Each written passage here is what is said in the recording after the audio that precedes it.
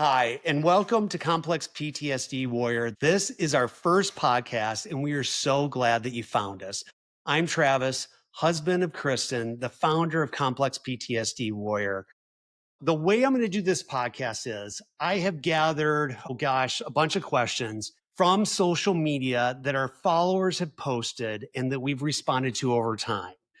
Focus today is on triggers. We'll get started with the questions. What was it like for me in the early days before you knew about triggers? So this is from me as the partner, obviously, responding to this and how I didn't know anything about triggers. I didn't understand them. When my wife got triggered before her diagnosis, I was overwhelmed, confused, mad sometimes, agitated, angry, sad. I didn't understand what was happening to my wife and why she broke down under the craziest circumstances. And again, I say crazy because back then to me, it was because I didn't understand any of it. I'll give you a perfect example. And this was before her diagnosis, we were heading to Canada on a driving trip with the kids. And we had turned right before going on to the road to cross the border. And we were at a stop sign for a second before turning onto it. And my wife just started shaking and breaking down. And so I looked at her, I'm like, what's going on? What's happening? It made me super uncomfortable. I was overwhelmed by her emotions in that moment. Did I handle it well? No, definitely not. What I ended up finding out from her within the next 20 minutes was that street sign was a street that she was remembering in her body from childhood. It was a street of one of her traumatic events that had happened during her childhood that caused her these strong emotions in her body that just overwhelmed us. It overwhelmed us as a family. Our three boys, you thought I was confused? Oh my gosh, they were more confused than me. Just didn't get it. Why is my mom reacting like this? It's a street sign with a name on it. Okay, I heard that it had something to do with something bad that happened in childhood, but it's so hard for them, obviously, to comprehend that. I'll move on to the next question. How did you react when Kristen would get overwhelmed or shut down? Similar answers to the last one. I would try to get her to be positive, thinking that, hey, we just think positive thoughts, everything will be okay. All those things that you're triggered about or worried about, don't worry, it's fine. You're going to get over it. That was hard. Sometimes what did I do? I shut down. I couldn't be there for her many, many times. It was hard. It was hard for me not knowing what to do and how to help her and not really understanding any of it and being very confused by it. So yeah, it was really, really hard, to be honest with you, for a long, long time before her diagnosis, because we had no idea what was causing all of these reactions again to these triggers that she was having. Next question. Did you ever feel like her reactions were about you? Of course. At the beginning, I thought everything was about me. And when she would be triggered and she would go into a shutdown or sobbing, I literally thought I was at fault. I did something, said something wrong. I looked at her wrong. I didn't say the right things. I didn't give her a hug like I should have. I just felt it all revolved around me. And so it made me feel like garbage, as a husband, as a partner, and your wife is having a reaction like that and you have no idea and all you think about is yourself. I didn't realize at the time, because I wasn't self-aware enough, that I was causing a lot of her triggers. I was triggering her because of my tone, because of the volume of my voice, because of not reacting the way she needed me to react in those moments. I scared her more, without a doubt. For years with my reactions and my shutdowns, I scared her. I can't even imagine all this stuff is going on in her body for years and years since she was a childhood. and your own husband that you love and adore is not there for you, not comforting. She couldn't trust that I could be safe for her to actually try to put in words what was going on in her body, because she had such a hard time back then explaining and verbalizing what is going on with me. Why am I breaking down? Because I heard this, but that's really not a big deal in the moment. So why am I having this trigger reaction? It was so confusing for all of us, obviously, including Kristen. Next question. What did you notice were the signs that something deeper was happening? It was the warning signs of the things like the sign that I brought up earlier from her childhood, one of her traumas that triggered her. It would be a song on the radio, and she would immediately start freaking out and just say, turn the channel, turn the channel. And my gosh, in the moment, you're just like, why am I turning the channel? What do you mean turn the channel? Like, I just want to keep it here. I love this song. And that's how I'd react to her in those cases. It was horrible, but I didn't know better. I just thought, you just don't like this song? Well, no, I like this song. This is all about me. Screw you. I'm keeping the song on because I'm driving the car. I see some of these things from my past and I go, oh my gosh, I've come a long way to get to where I'm at now. So that's where it began. Was there a moment where it finally clicked that it wasn't about you? Oh gosh, I've been telling all these things about how selfish I was and unaware of my wife's safety that she needed. When was that moment, though, that it actually clicked that it wasn't about me? I can't actually remember a moment right now. What I can tell you is that it took me many years of therapy and working closely with a men's coach to help me understand that my job as a husband, as a partner, is to take care of and provide a safe environment for my spouse, Kristen. I wasn't raised that way. I was never taught that. I didn't have a clue how to do any of that. So I'd say with all of their help in doing a lot of work on my own, a lot of research, a lot of online classes, to help me understand that it wasn't all about me as the partner, that it is about the survivor. It is about my wife, Kristen, who dealt with unspeakable trauma over the course of her life. The next question is, how did you learn what a trigger actually is? I'll go back to my response on the last question. It's been a lot of work talking through these things that I've learned over time from all these people and sources, and really working hard at it with my wife and understanding that everything that she responded to over the years pretty much had a foundation or a beginning that goes back, could go all the way back to childhood, could go back to early adulthood, where some of these traumas happened to her. When we started to talk about that and really get into, hey, this is what I'm feeling right now. You said this. I feel this. This is Chris, my partner, talking. I feel this inside. And we would talk through literally, and I would say something like this to her. So you're feeling anger. Do you know, is it because of what I just said, or do you feel like it's something more than that? This would just open it up to Kristen to start thinking and feeling kind of with her body. What's going on here? What is happening? What is this that I'm feeling? Is it really have to do with what you just said to me? Is that really causing me to be triggered the way I am right now? Or is it something deeper that goes back to the past and these feelings and emotions and thoughts that are being stored in her body all these years?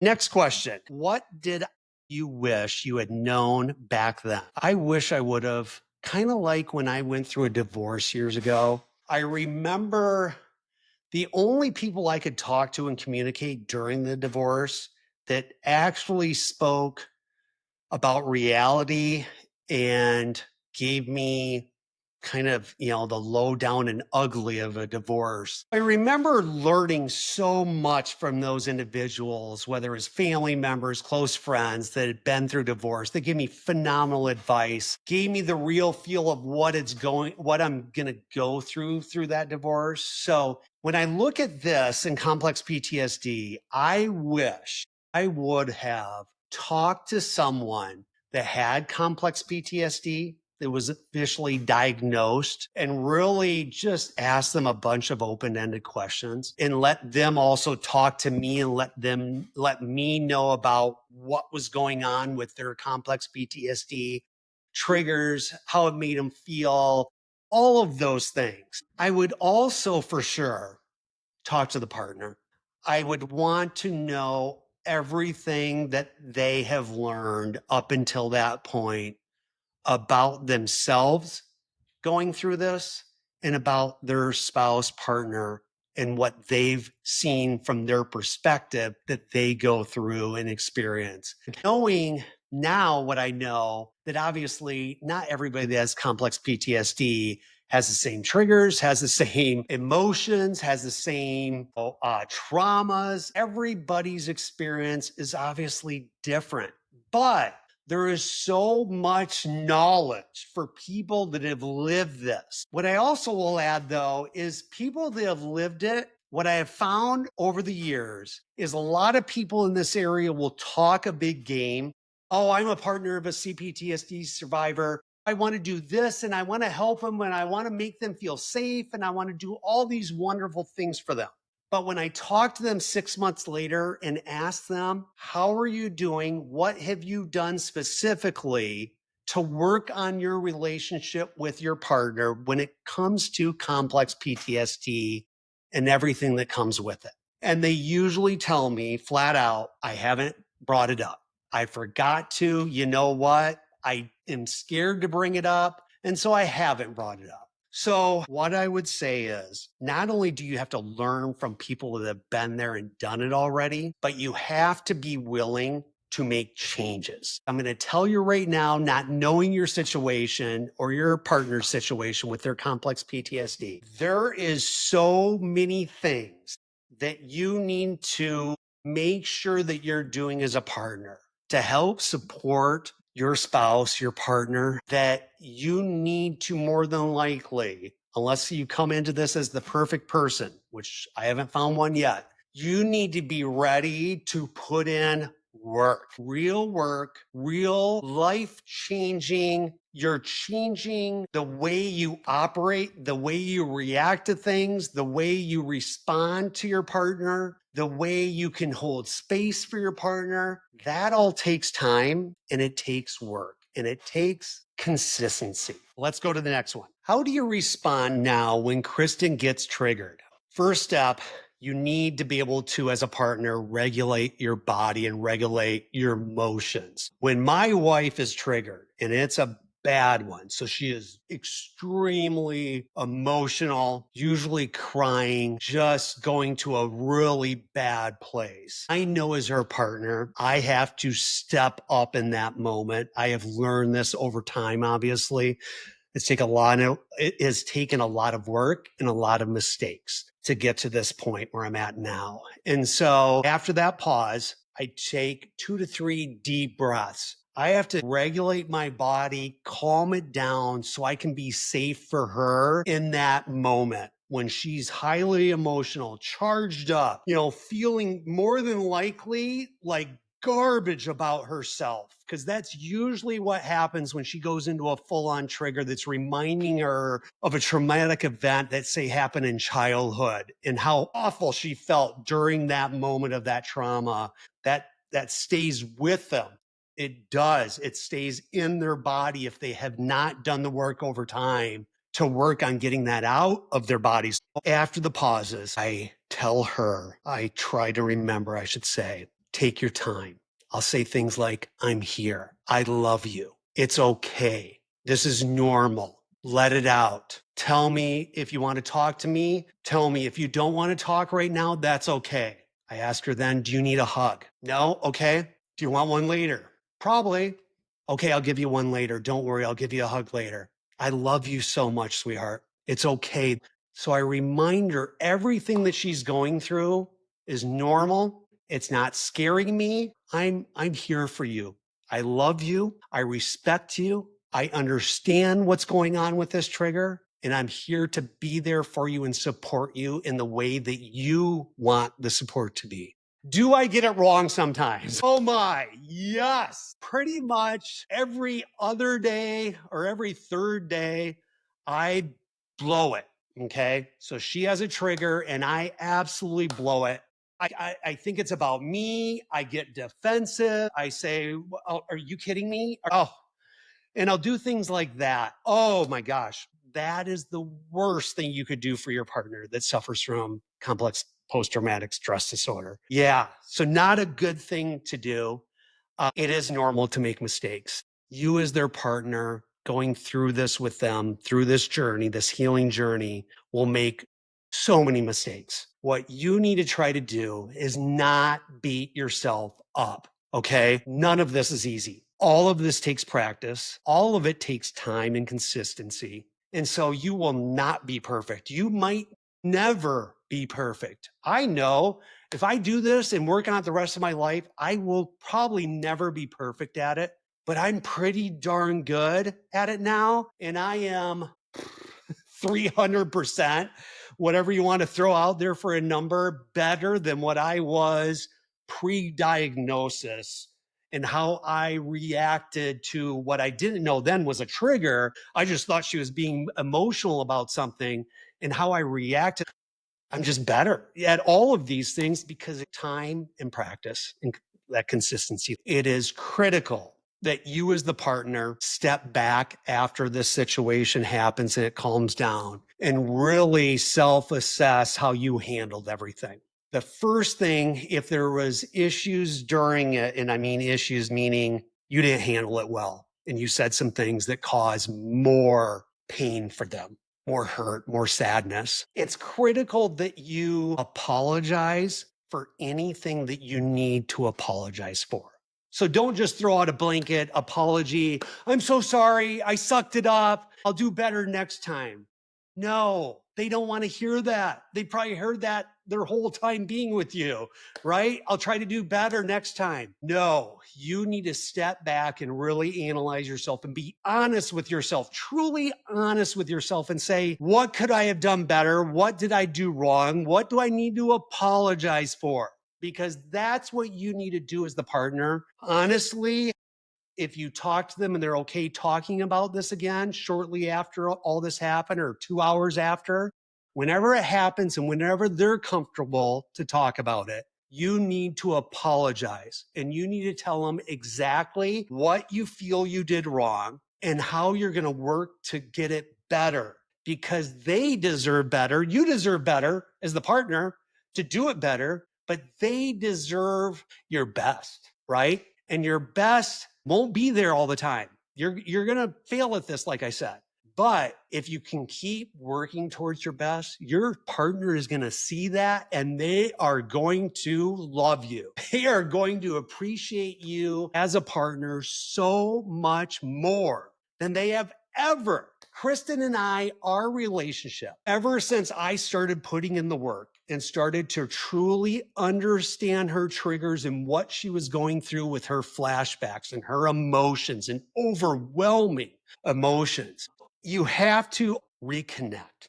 You start off with the apology. You let them know how important they are to you. And you are going to continue to work at this to keep getting better for them. But what you need to do is really work on reconnecting with them, because that mistake by you might have caused a lot of damage inside of them, in their head, in their body, the emotions that they're feeling. It might be overwhelming for them. Honestly, a couple hours after you guys have this disagreement, argument, saying the wrong things to them, whatever it might be, it could take hours. When they are ready to reconnect, you really need to do things like hugging them, telling them you love them, telling them so sorry that you were triggered like that. Remind them it's okay. I want your emotions. Feel what you're feeling with me. I'm not going to take that away from you, and you don't scare me anymore with that. I'm okay. I want to be safe for you.